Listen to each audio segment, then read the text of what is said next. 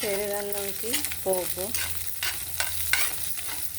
ఆవాలు, జీలకర్ర, శనగపప్పు, మినపప్పు, పచ్చిమిరపకాయలు, కరివేపాకు, ఎండుమిరపకాయలు. ఇది ఇందులో కలపను. రాత్రి వచ్చేమో ఉల్లిపాయలు, పచ్చిమిరపకాయలు, పాలు, పెరుగు అన్నీ వేసి కలిపింది ఇది. దీంట్లోన ఉల్లిపాయ ఇష్టం లేకపోతే ఎవరిష్టం వాళ్ళది. ఇది నైట్ నానబెట్టాను. ఇప్పుడు పెరిగేసాను, ఉప్పు వేసాను. అంటే ఓన్లీ పెరుగు కాకుండా పాలు, పెరుగు కలిపి పెడితే బాగుంటుంది. చలికాలమైనా వాతావరణం వేడిగానే ఉంది. ఇక పోపు వేగుతుంది కదా, ఇంకా ఎవరికి కావాలంటే వాళ్ళకి వేయడం, దాని మీద కలుపుకొని తింటారు. అంటే మొత్తంలో ఈ పోపు కలిపేస్తే రోస్ట్ అనేది ఉండదని నచ్చదు.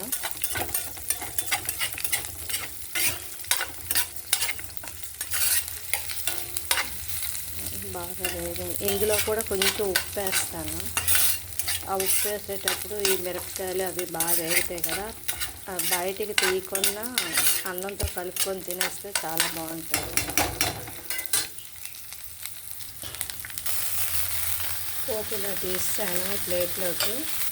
ఇందులోనే కలబంద పువ్వులు వేసి వేసేస్తాను. జస్ట్ కొంచెం ఉప్పు, కారం వేసి. నాకు ఆ వీడియో ఎవరో పెడితే అది చూసాను.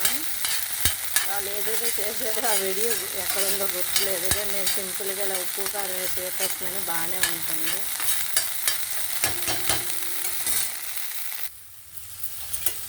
ఎక్కువసేపు కూడా అవుతుంది, చాలా కొద్ది టైంలో అయిపోతాయి ఇవి.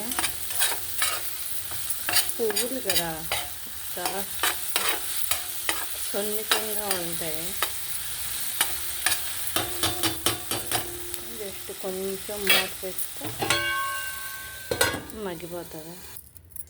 కలబంద పువ్వుల కూర రెడీ అయిపోయింది. ఇప్పుడు పొన్నగంటి కూర ఫ్రై చేస్తాను.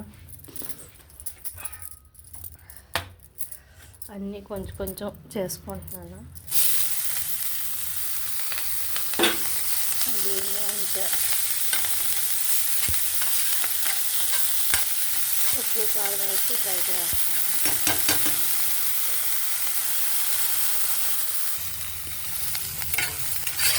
ఈ పొన్నగంటి కూర ఫ్రైకి కారం వేయలేదు, పచ్చిమిరపకాయలు, ఉప్పు వేసాను.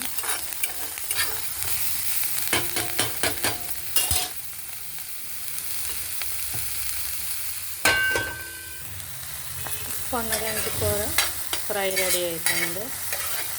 ఇలాగే చిన్న కప్పులోకి తీసేస్తాను. ఇప్పుడు బెండకాయలు. పొన్నగంటి కూర రెడీ అయిపోయింది, తీస్తాను ప్లేట్లోకి.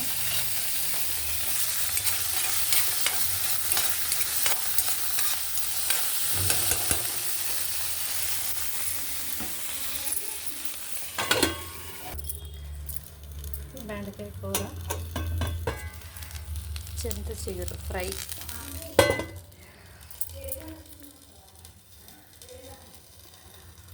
రెడీ అయిపోయేది. ఓకే, లైక్ చేయండి, షేర్ చేయండి, సబ్స్క్రైబ్ చేయండి. పొన్నగంటి కూర ఫ్రై, బెండకాయ కూర ఫ్రై, కలబంద కూర ఫ్రై.